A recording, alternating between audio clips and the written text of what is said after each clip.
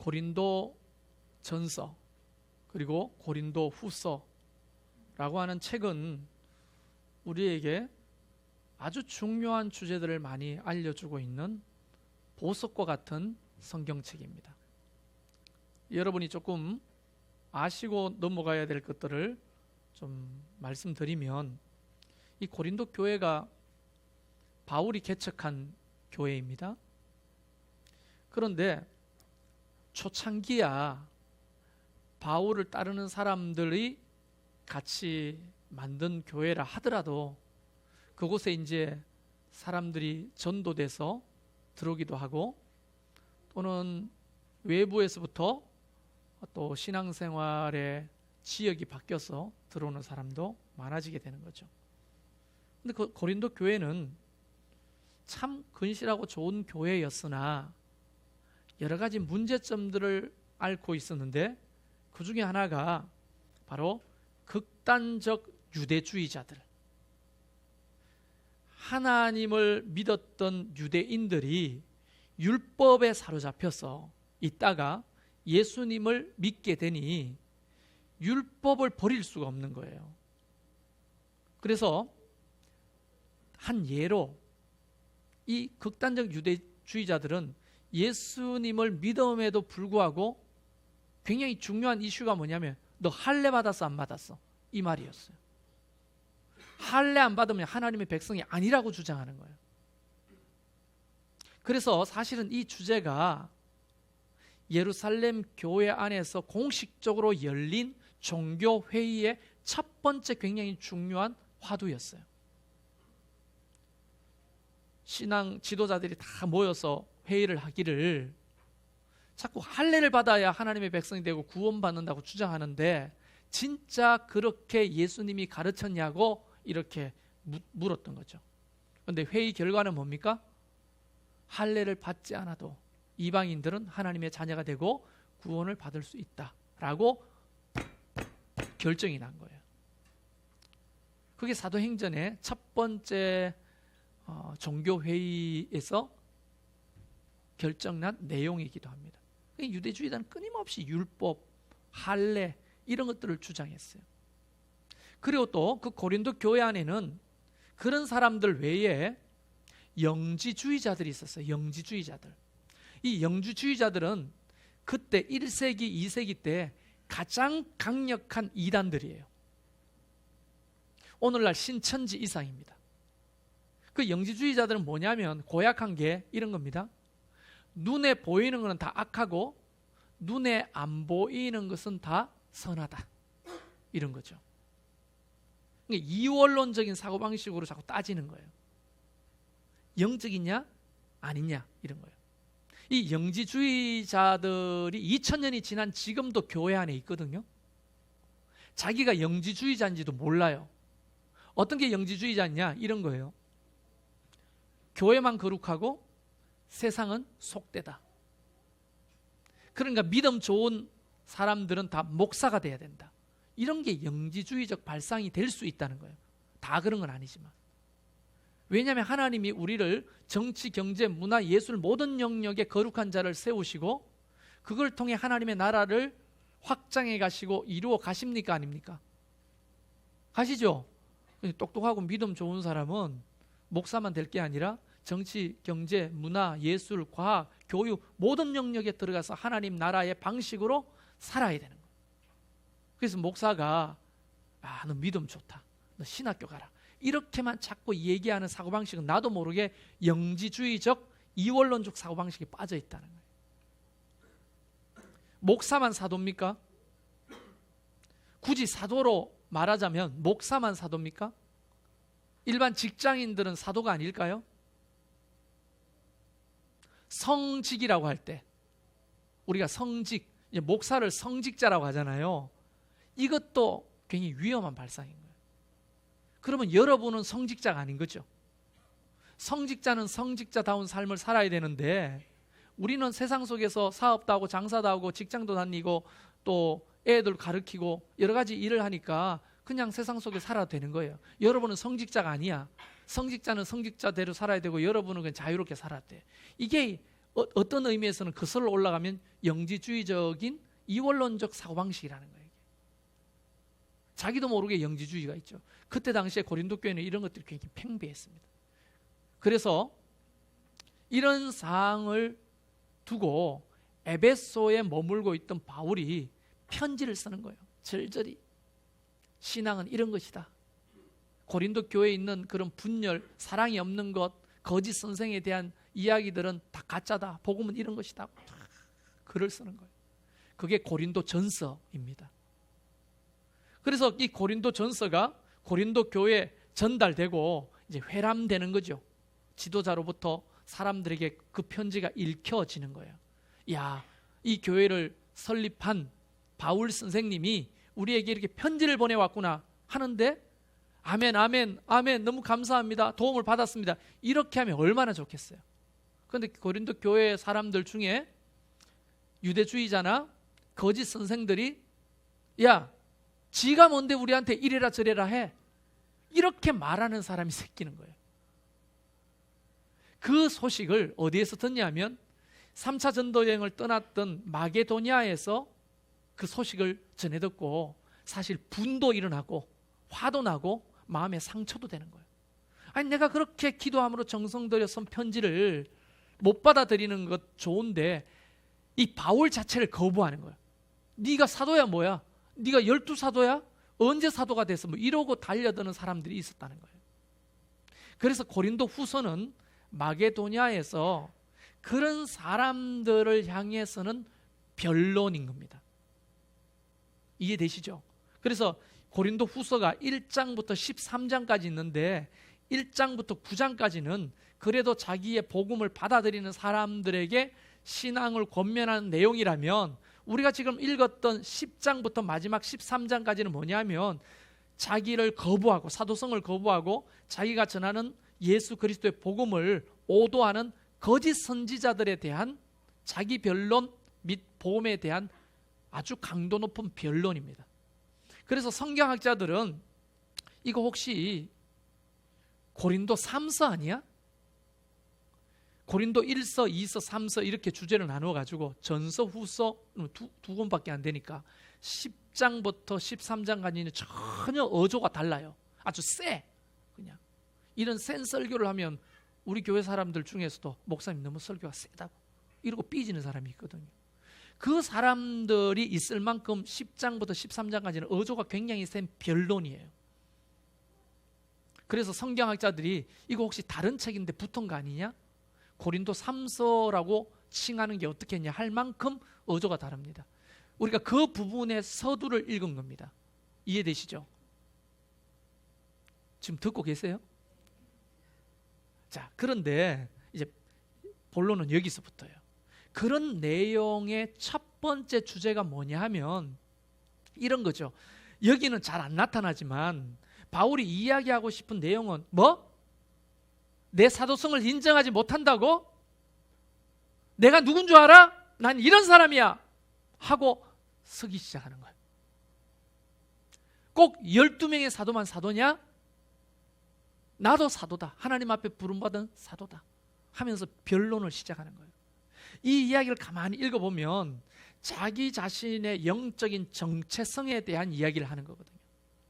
근데 사실은 성경을 읽는 후대 독자들이, 저와 여러분 같이 독자들이 이 성경을 읽을 때 아, 바울이 이런 정체성을 가졌구나 플러스 하나가 더 있어야 되는 거죠.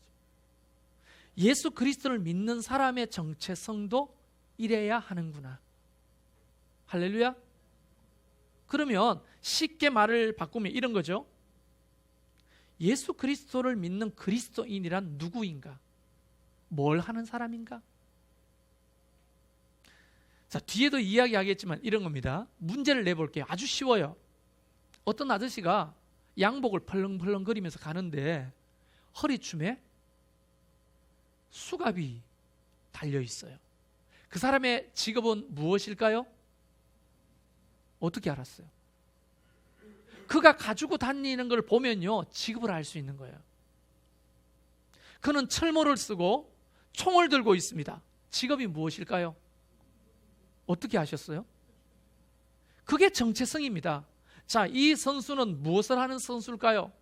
골프채를 들고 다녀요. 축구 선수일까요? 야구 선수일까요? 어떻게 알았어요?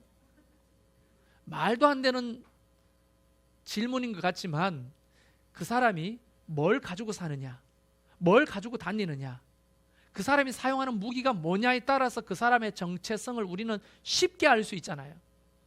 그리스도인이란 어떤 무기를 사용하는 사람일까요? 살면서 수갑을 차고 다니는 사람이라면 형사일 거고, 축구공을 차고 다니는 사람이라면 그 사람은 분명히 축구 선수일 겁니다. 야구 방망이와 글러브를 가지고 다니면 야구 선수일 겁니다. 그리스도인은 무엇을 가지고 인생을 살아가는 사람일까요? 이걸 보면 그 사람이 진짜 그리스도인지 아닌지를 알 수 있는 거예요. 너무나 쉬운 겁니다. 그 얘기를 지금부터 하려고 하는 거예요. 바울의 변론 속에서 우리는 누군가? 그러면 좀 불편하지만 여러분이 뭘 생각해 봐야 되냐면, 나는 정말 그리스도인인가? 여러분이 축구공을 차고 다니면서 사람들에게 말하기를 나 야구 선수야. 아니, 난 야구 선수라니까. 근데 그가 뛰는 경기장을 보면 축구장에서 뛰고 있어요. 근데 그는 말하기를 나는 야구 선수라니까. 믿어져요, 안 믿어져요? 안 믿어지죠. 그가 말하는 것이 진실이 아니라 그가 사는 것이 진실이라는 거지. 여러분이 나는 그리스도인이에요, 나는 성도예요, 아무리 말해도 여러분이 살아가는 방식과 삶의 필드를 보면 그 사람이 그리스도인지 아닌지를 알 수 있다, 없다? 알 수 있다는 거예요. 하나님은 그걸 보고 계시는 거죠. 바울이 이야기하는 것도 바로 그 내용인 겁니다. 자, 한번 보세요. 3절과 4절을 세 번역으로 제가 한번 읽어보겠습니다. 세 번역, 좀 쉬운 성경 번역입니다. 우리가 육신을 입고 살고 있지만 육정을 따라 싸우는 것이 아닙니다. 싸움에서 쓰는 우리의 무기는 육체의 무기가 아니라 견고한 요새라도 무너뜨리는 하나님의 강한 무기입니다. 꼭 이렇게 해야 하나님의 말씀을 읽었는데 우리가 아멘 해야죠. 아멘이십니까? 우리가 삶의 전쟁터에서 사용하는 무기는 세상의 무기가 아니라 하나님의 무기라고 되어 있습니다. 여러분이 하나님의 무기를 가지고 사느냐 안 사느냐가 여러분과 저의 정체성이라는 거예요. 이 말씀에 비추어 보자면 그리스도인은 두 가지로 정의할 수가 있어요. 첫째, 육신으로 살지만 육신을 따라 사는 사람이 아닌 사람. 육신을 가지고 살지만 육신을 따라 사는 사람이 아니라는 거예요. 이걸 말하자면 그 사람의 가치관의 문제라는 거죠. 가치관. 여러분, 또 이것까지 설명하려면 말이 길어지지만 그래도 조금 이해하지 못하는 분들을 위해 설명하면, 가치관이 뭔지 아십니까? 쉽게 말해 이런 겁니다. 성령아, 집에 불이 났어. 너는 제일 먼저 뭘 가지고 나올 거야?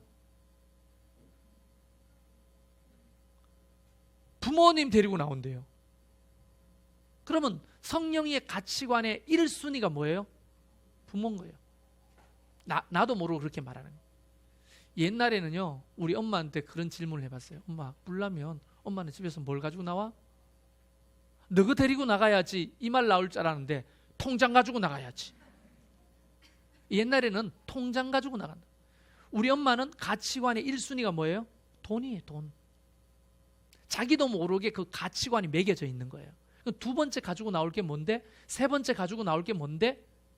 그 순위가 자동으로 머릿속에 매겨져 있는 상태로 우리가 사는 거거든요. 그게 사람의 가치관이에요.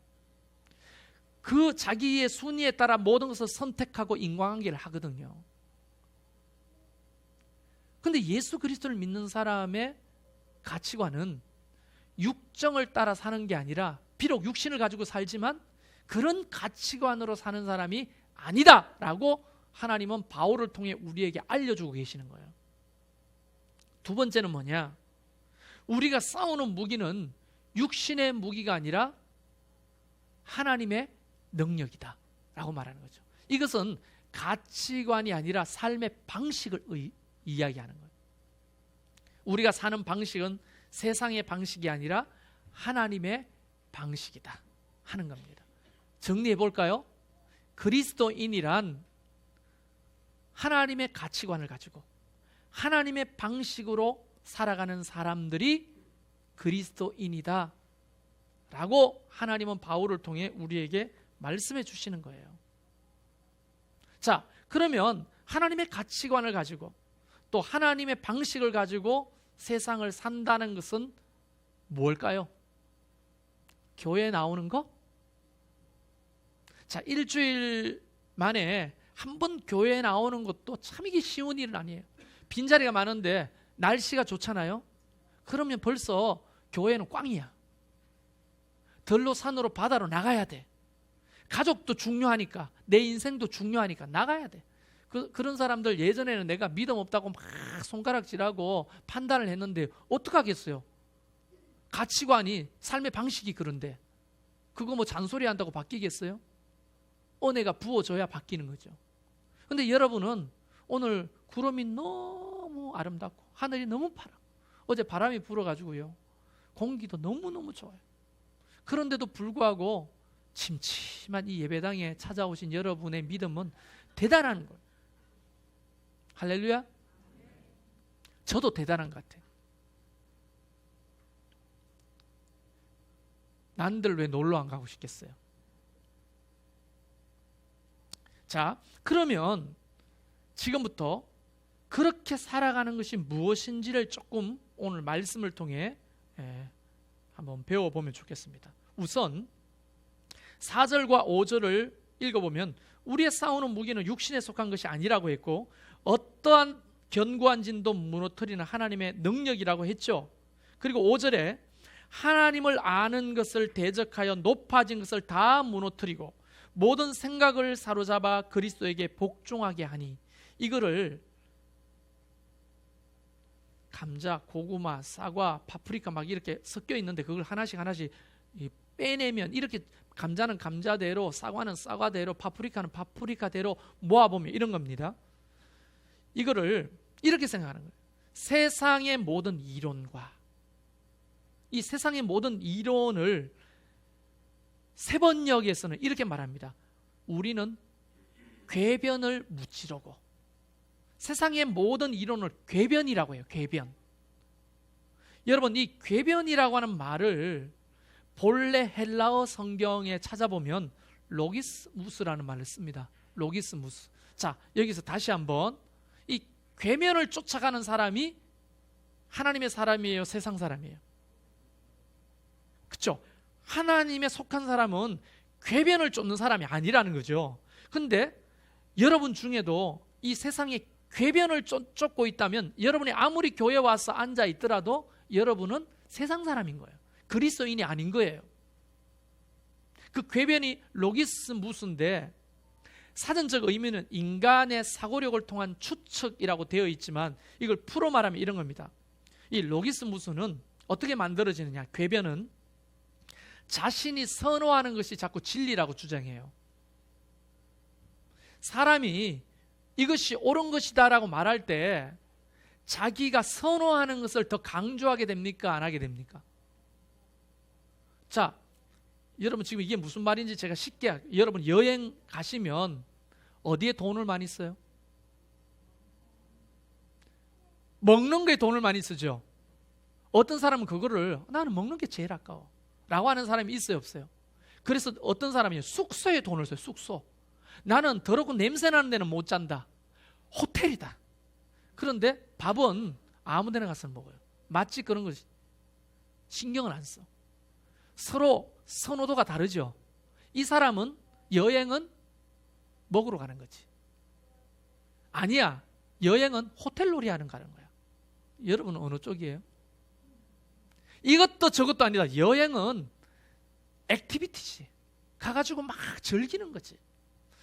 제가 어떤 스타일이냐면 액티비티 쪽이에요.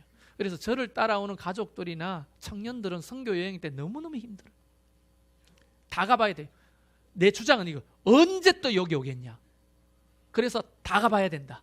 이 주장이거든요. 이게 너무 중요해요, 저한테는. 그래서 그동안에 십수년 저를 따라다닌 우리 청년들 너무 미안해요. 여러분의 선양과 선호를 무시하고 개무시하고 먹는 거 좋아했던 사람이 있을 거 아니에요. 또 쉬는 거 자는 거 좋아하는 사람이 있을 거 아니에요. 그런데 저를 쫓아가지고 맨날 여기 보고 저기 보고 또 여기 보고 저기 보고 먹는 거는 그냥 대충 때우고. 회개합니다. 죄송합니다. 이 로기스 무스라고 하는 것은 자기가 선호하는 것을 진리라고 주장하는 거라는 거예요. 이걸 따라야 되겠어요? 아버지, 남편의 성향에 따라 가족의 여행은 규정되거든요. 우리 집 사람이나 애들이 늘 그랬어요. 너무 힘들다고. 난 이해가 안 갔어. 제 입에서 제일 많이 나온 말이 이거였어요. 돈을 얼마나 들이고 여기 왔는데 자빠자냐. 일어나. 봐야 돼. 가야 돼. 이거거든요. 제발 좀 여기 가만히 있자고. 가만 쳐다보는 것도 여행인데 아빠는 왜 그렇게 몰고 다니냐고. 돈을 얼마나 들었는데 잠은 집에서 자. 이런 거죠. 여러분, 선호도가 완전히 다른 거예요. 사람마다 다른데 그걸 법이라고 하고 진리라고 주장하는데 우리는 거기에 속아서 따라가는 거예요. 이게 세상 사람들의 방식이라는 거예요. 그리고 이 로기스 무스는 감정의 영향을 받아요. 기분 좋으면 이게 좋아. 근데 기분이 나쁘면 이것도 싫어. 그래서 감정의 영향을 받으면 이런 말까지 나오죠. 기분 나쁘면 천국도 싫어요. 기분 나쁘면 천국도 싫고 기분 좋으면 지옥도 따라가. 이게 사람이거든요. 그런 아주 연약한 인간이 정한 로기스 무스, 그것을 쫓아가게 되는 거예요. 법을 만드는 사람, 사회 제도를 만드는 사람도요, 자기 선호도에 의해서 만드는 거예요. 자, 지하철, 대중교통을 활성화시켜야 되겠다라고 하는 그런 성향과 또 뭡니까? 자기한테 돈 찔러주고 자기한테 아부해주고 박수 쳐주는 사람들이 원하는 대로 정책을 입안하고 사회에 투자를 한다고 생각해 보세요. 그게 불합리한 사회잖아요. 대기업이 원하는 대로 정치권이 움직인다든지, 가난하고 힘든 노동자들의 소리는 듣지도 않는다든지, 자기한테 아부하고 칭찬해주고 굽신굽신 그려주는 사람들의 말을 따라서 세금을 이용하고 정책을 입안한다. 그게 인간이라는 거예요. 그게. 또 이 로기스 무스는 시대 정신을 반영합니다. 그때 달라요. 이게 시대마다 기준이 달라. 그럼 그걸 쫓아가는 거예요, 세상 사람들은. 여러분, 옛날에 자본주의가 어디 있었어요? 다 봉건사회, 왕권사회에서 소위 말하면 땅을 많이 가진 주주가 시키는 대로 소장농들이 다 따라야 되고 주는 만큼 먹어야 되는 거예요. 이 봉건사회는. 왕권사회는 오직 한 명, 왕이 시키는 대로 다 해야 돼. 모든 재산은 다 누구 거예요? 왜? 왕의 것이에요. 자, 그러면 그때 당시에 그 시대 정신에서 만들어진 사고방식들이 오늘날 왕권사회 또는 봉건사회 가면 사람들이 받아들이나요? 안 받아들이나요? 안 받아들이죠. 지금은 뭐 대통령제, 민주주의, 정치적으로 보면 또 경제적으로 보면 자본주의 시장경제입니다. 이게 혹시 100년, 200년 후에 또 바뀔까요? 안 바뀔까요? 반드시 바뀝니다. 특히 자본주의 시장경제 체제에 오점이 너무 많기 때문에 계속 바뀌고 있어요. 이런 시대마다 바뀌는 소위 말하면 기준이 될 수 없는 궤변을 쫓아 살아가는 거예요. 자, 이쯤 되면 여러분은 속으로 이런 반항심이 생길 수 있어요. 어떤 반항심이냐? 그럼 어떻게 하라고요? 우리가 이 세대에 살고 그런 법 속에서, 그런 제도 속에서, 그런 사상 속에서 사는데 그럼 어떡하라고요? 그래요, 우리는 육신 속에 살기 때문에 반드시 거기에 지배를 당하고 삽니다. 그러나 그 속에서도 우리는 하나님의 방식과 하나님의 가치관을 쫓아 살아가게 되는 거예요. 예를 들어 이런 겁니다. 정치. 여러분, 요즘 정치권들 아시죠? 제가 색깔을 이야기하지 않겠습니다. 그런데 이 정치권은 내년 4월에 한번 대대적인 물갈이가 있어야 되겠다고 하는 것이 국민들이 대부분 정서예요.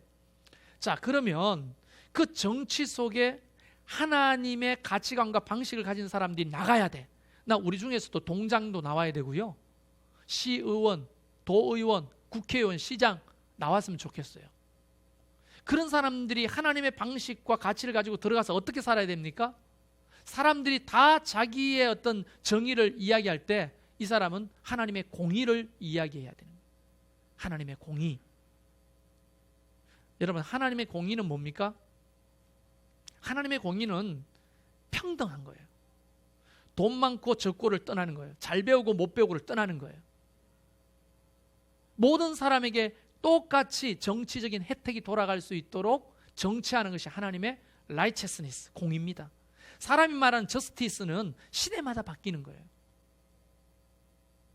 예수 그리스도를 믿는 사람들은 정치에 들어가서 그렇게 사는 거예요. 자, 경제하시는 분들, 장사하시는 분들, 주님이 그렇게 말씀하셨죠. 가이사의 것은 가이사의 것으로, 하나님의 것은 하나님께로 드리라. 그런데 예수 믿는 사람들이 세금이 과도하니까 분식회계 한단 말이에요. 분식. 떡볶이 팔고 순대 파는 분식을 말하는 게 아니고 장부를 2개 만든단 말이에요. 장부를. 하나는 보여줄 장부, 하나는 진짜 장부. 이 가짜 장부를 만들어서 세금을 포탈하고. 그런 게 아니라 경제는 정직하게 가야 되는 거예요. 예수 그리스도를 믿는 사람이라면 작은 구멍가게를 하더라도 정직하게 나가야 되는 거예요. 음식으로 장난치지 않고, 돈으로 장난치지 않고, 비록 내가 손해가 있다 할지라도 그곳에서 정직하게 경제활동을 해야 이게 하나님의 방식이라는 거예요. 교육은요, 지식을 전달하는 것이 아니라 진리를 가르쳐야 되는 거예요. 아이들한테. 우리 선생님들, 유아, 유치, 초등학교 선생님들 계시지만 그런 거죠. 지식만 자꾸 전달하면 지식은요 79일 만에 논문이 바뀌어요. 옛날에 79일 전에 박사학위 논문 받은 것이 뒤집어져 가지고 79일 후에는요 이 논문이 폐기돼요. 지금 지식의 변화가 그렇게 빠릅니다. 그런데 그 지식을 전달하는 것이 아니에요. 진리를 가르치고 지혜가 뭔지를 끊임없이 가르쳐야 하는 거죠. 그것이 예수 그리스도를 믿는 사람들의 삶의 방식이라는 거예요. 다 설명할 수는 없습니다. 그리고 또 보면 하나님을 대적하여 높아진 것을 쫓아가는 사람이 뭐예요? 세상 사람들. 교만이죠. 과학과 인본주의, 검력을 쫓아가는 거예요. 돈을 자꾸 쫓아가는 거예요. 여러분 그렇죠? 돈이면 다 되잖아요. 여러분을 무시하는 게 아니라 솔직히 저도 조금 흔들립니다. 10억 줄 테니까 주일 딱 10번만 빠져라. 그게 말입니까? 당연히 빠지지. 한 번 빠질 말 때 1억을 벌어요. 52주 중에 10번 빠지고 10억 벌지. 근데요, 저한테 물어보세요. 조금 저도 흔들리지만 그럴 수 없어요. 왜요? 저의 가치는 돈이 이끌어가는 가치가 아니기 때문이에요. 저는 1억을 포기하고 한 번의 예배를 드릴 겁니다. 그게 저의 신앙의 가치예요. 삶의 방식이고. 목사님 건축해야죠. 10번 빠지고 우리 눈 감아주니까 딱 10번 빠지고 10억 얻어 건축합시다. 내 돈을 가지고 왜 여러분이 난리예요?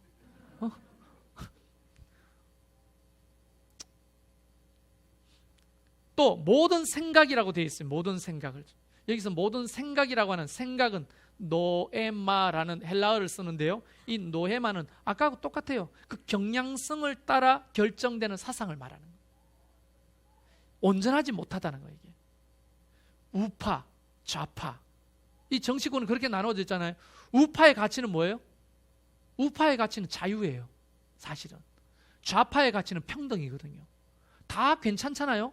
근데 가만히 들다 보면 우파는 진짜 자유를 주장하는가? 왜 그럼 자유를 억압했지 우파가? 그럼 좌파를 가만히 들다 보면 평등을 주장하는데 왜 이게 세상에 돈이 제대로 분배되지 않고 평등하지 않지? 이걸 보게 되는 거예요.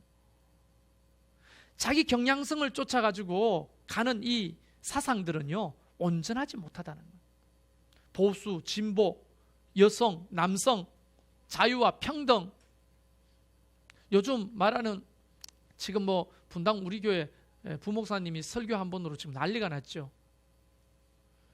예를 들어서 성소수자들, 동성애에 대한, 동성연애에 대한 뭐 찬성이냐 반대냐, 퀴어 축제가 반대하냐 마느냐 이런 것 때문에 난리가 났어요.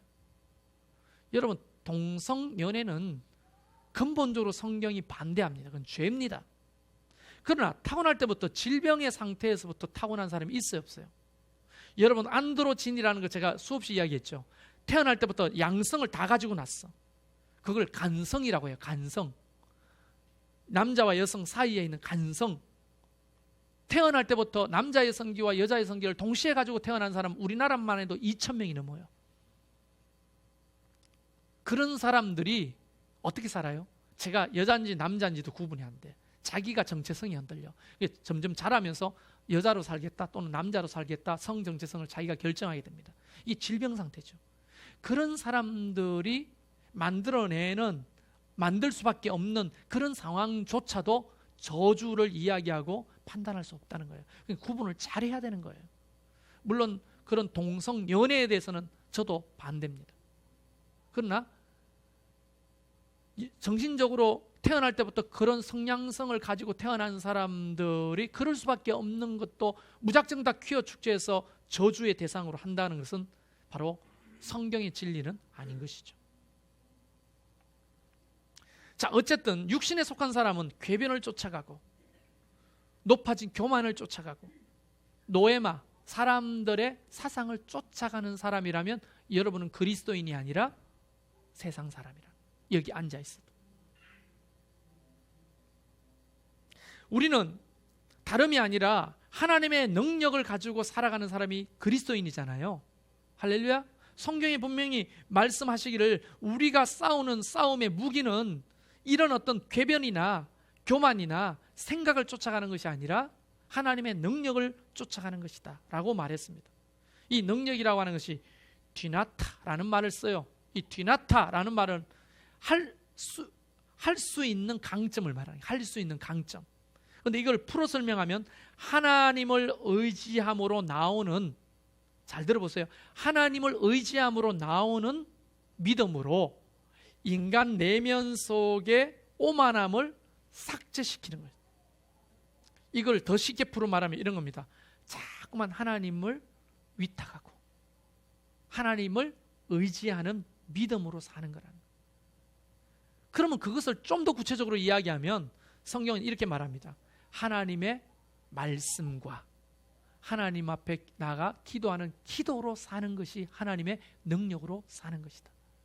세상 속에서 싸울 수 있는 유일한 무기는 궤변, 시대마다 바뀌는 그런 교만, 모든 생각을 쫓는 것이 아니라 바로 우리의 영원한 진리인 하나님의 말씀을 내 가치관으로 삼는 것이라는 거예요. 할렐루야. 왜냐하면 이 성경 말씀은 2000년 전이나 지금이나 구약 성경은 3000년 전이나 지금이나 변함이 없이 늘 그대로예요. 그 가치관, 사람의 경향성, 사람의 선호도 또는 사람의 어떤 감정에 따라 결정돼서 만들어지는 법이나 윤리나 사상이 아니라 시대마다 어떤 민족에게마다 없는 사람, 있는 사람, 배운 사람, 못 배운 사람 상관없이 언제나 동일한 하나님의 이 말씀을 내 가치관으로 삼고 사는 것이 바로 그리스도인이라는 거예요. 우리 교회는 작지만 이런 사람들이 한 사람 두 사람 늘어남으로 큰 교회가 되는 거예요. 사람이 많아서 큰 교회가 아니고 건물이 높아서 큰 교회가 아니라 이런 사람이 많은 교회가 큰 교회인 거예요. 능력 있는 교회가 되는 거예요. 하나님의 진리의 말씀, 자기의 선호하는 것이 아닌, 감정에 영향받지 아니한 시대 정신을 따라가는 것이 아닌 언제나 동일한 하나님의 말씀을 내 가치관으로 삼는 사람, 그 사람이 그리스도인인 거예요. 여러분 어때요? 여러분 자신은 그러신 것 같아요? 마지막으로 기도입니다. 여러분 기도라고 하는 것은 하나님과 교제하는 거잖아요. 끊임없이 교제함으로 공급받는 은혜예요. 여러분, 우리는 밤마다 하는 일이 있습니다. 여러분도 모르게 매일매일 그걸 하고 있어요.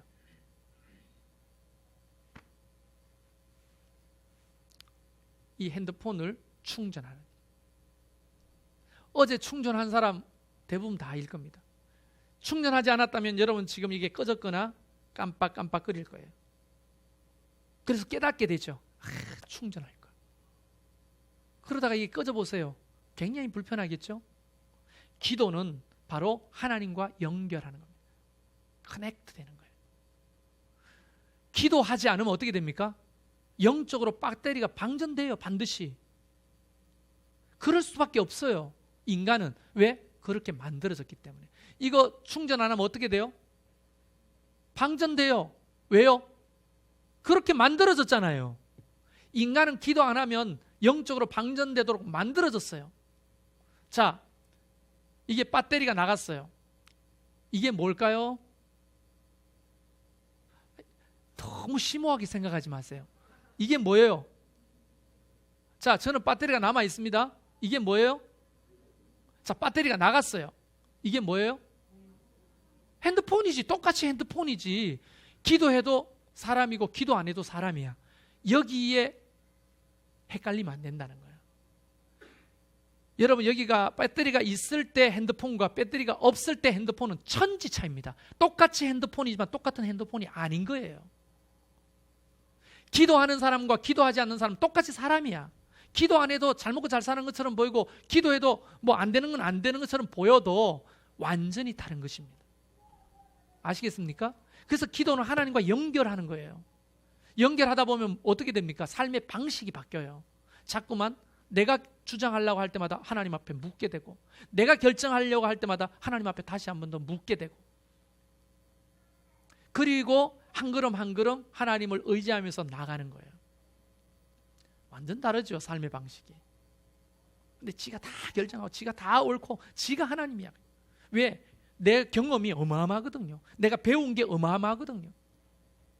우리 집 사람이 죽었지만 저한테 했던 아주 치명적인 상처가 있어, 나한테. 부부싸움 할 때마다 하나님의 뜻이야 내가, 이렇게 말했어요. 뭘 결정할 때 그게 하나님의 뜻이라고. 근데 우리 집 사람이 뭐라고 했는 줄 알아요? 네가 하나님이야?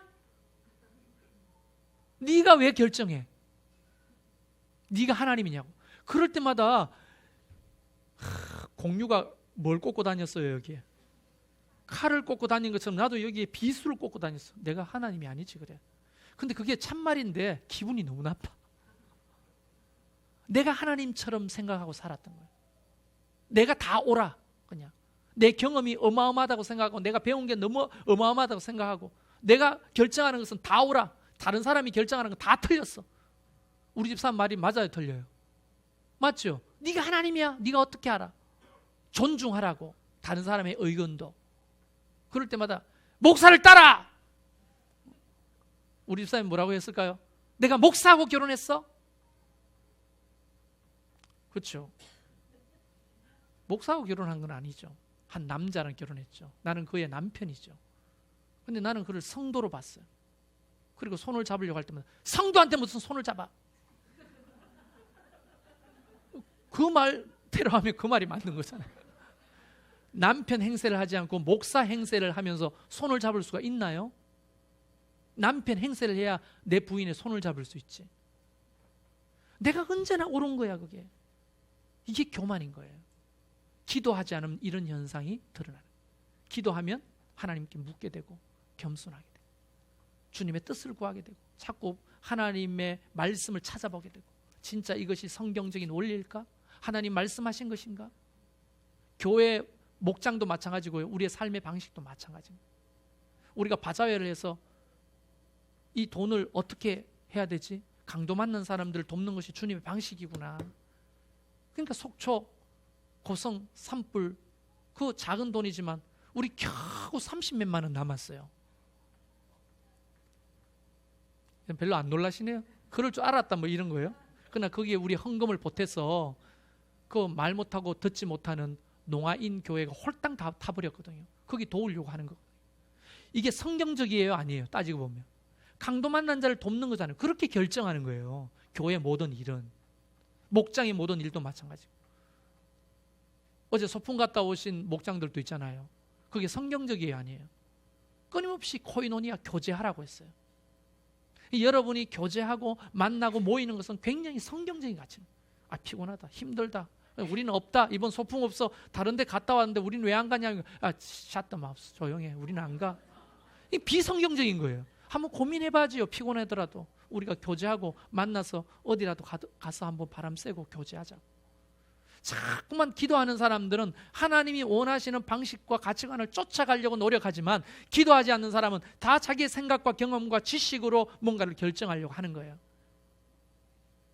바울은 지금 오늘 말씀을 통해 이걸 우리에게 알려주고 싶었던 겁니다. 저와 여러분 그리스도인인가요? 교회에 와 있다고 그리스도인은 아닌 거죠. 여러분이 수갑을 차고 다니면서 자꾸만 군인이라고 주장해봤자 여러분은 형사인 겁니다. 여러분이 공을 차고 다니면서 야구선수로 아무리 주장해봤자 여러분 축구선수인 거예요. 삶이 그것을 반증하는 것입니다. 저와 여러분은 다 궤변 또는 진리가 아닌 수많은 교만과 생각을 쫓는 사람이 아니라 하나님의 말씀을 쫓는 자가 되기를 바랍니다. 그들을 쫓아가는 것이 아니라 기도함으로 하나님을 의지하고 살아가는 저와 여러분이 되기를 주의 이름으로 축원합니다. 할렐루야. 우리 같이 찬양하면서 주님 앞으로 나갑시다.